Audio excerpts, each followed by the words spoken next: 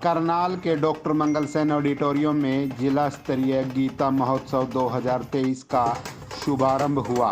आपको बता दें, इस 2 दिवसीय गीता महोत्सव में जो सरकार द्वारा जो भी योजनाएं शुरू की गई है विभिन्न विभागों की, उनकी प्रदर्शनी स्टॉल के माध्यम से लगाई गई हैं। चाहे शिक्षा विभाग है, स्वास्थ्य विभाग है और विभिन्न विभाग, क्योंकि जिस तरह से सरकार की, केंद्र की और राज्य सरकार की जो योजनाएं चल रही हैं उनके बारे में जो लोग यहाँ पर आएंगे उनको बताया जाएगा। साथ ही गीता के संदेश के बारे में भी जानकारी दी जाएगी। एक जानकारी आपको बता दें कि कुरुक्षेत्र में अंतर्राष्ट्रीय गीता महोत्सव मनाया जा रहा है, जिसमें आज केंद्रीय गृह मंत्री अमित शाह पहुंच रहे हैं। इससे पहले जो भाजपा के राष्ट्रीय अध्यक्ष हैं जेपी नड्डा, वो पहुंचे थे, मुख्यमंत्री मनोहर लाल पहुंचे थे और उपराष्ट्रपति जगदीप धनखड़ भी इस कार्यक्रम में पहुंच चुके थे।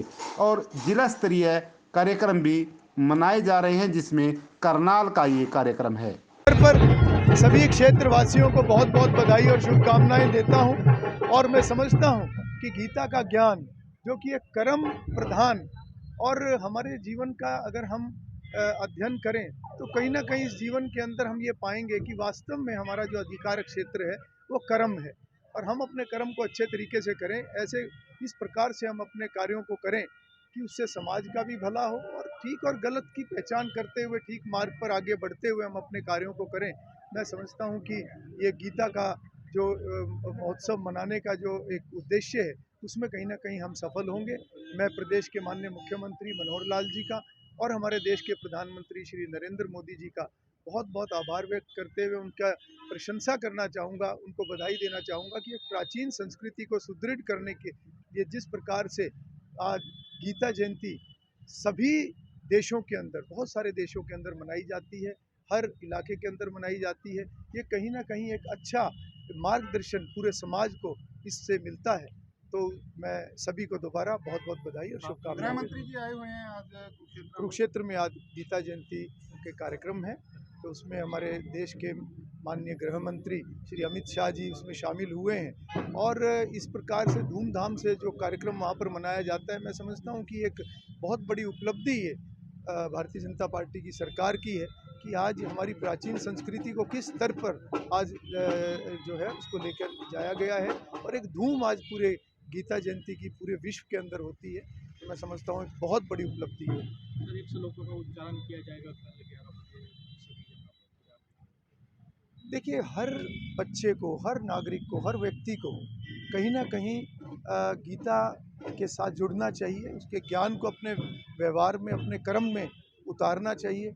महात्मा गांधी जी ने भी कहा था कि वो सदा जो है जीवन में गीता के साथ साथ ही वो अपना जीवन जीते हैं। तो मैं समझता हूँ कि हर व्यक्ति को अपने कर्म के अंदर जो है, व्यवहार के अंदर गीता का ज्ञान लेकर आना चाहिए। मुख्य अतिथि धरोला के बहुत ही लोकप्रिय विधायक परमादरणीय श्रीमान अरविंदर कल्याण जी स्थान पर बैठूंगा कि इस कार्यक्रम के लिए मैं पूरे एडमिनिस्ट्रेशन को बहुत बहुत शुभकामनाएं देता हूं, बधाई देता हूं। वैसे तो कुछ काम ऐसे हैं जो पिछले 9 वर्ष में पहली बार हुए हैं। योग दिवस को अंतर्राष्ट्रीय कहते हुए जितने भी हमारे यहाँ पर सांस्कृतिक कार्यक्रम हुए, जिन्होंने अपनी प्रस्तुतियां दी हैं, उनको भी मेरी तरफ से बहुत बहुत शुभकामनाएं, बहुत बहुत बधाई, धन्यवाद। जय हिंद, जय भारत। बहुत बहुत अतिथिगण,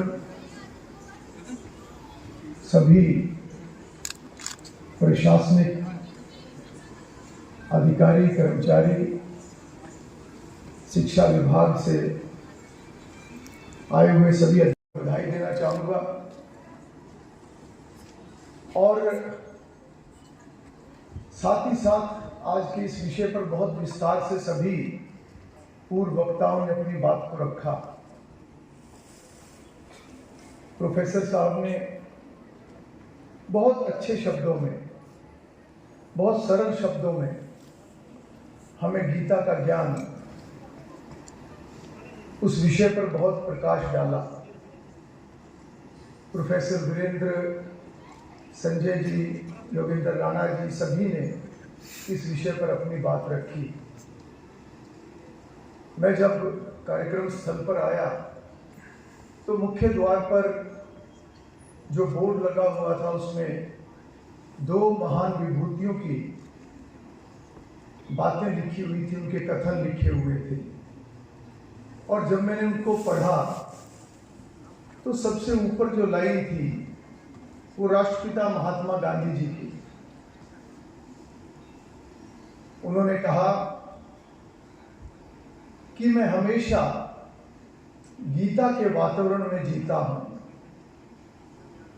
मैं समझता हूं कि एक बहुत ही व्यवहारिक बात,